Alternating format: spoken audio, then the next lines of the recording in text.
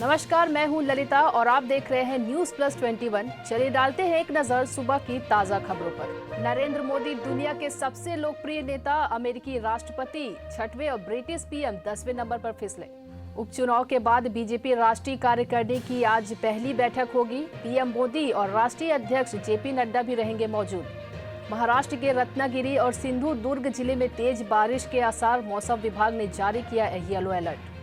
T20 world cup में New Zealand और अफगानिस्तान के बीच मुकाबला आज। यह मैच भारत के लिहाज से भी है अहम।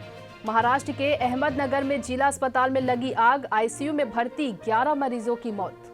हरियाणा की निजी नौकरियों में मिलेगा आरक्षण, 15 जनवरी से लागू होगा आदेश। झीरम कांड की न्यायिक जांच पूरी, जस्टिस प्रशांत मिश्रा आयोग ने राज्यपाल को सौंपी रिपोर्ट। छत्तीसगढ़ में सस्ता हो सकता है पेट्रोल डीजल, टीएस सिंहदेव बोले वैट घटाएंगे, मुख्यमंत्री के सामने कटौती का प्रस्ताव रखेगा विभाग।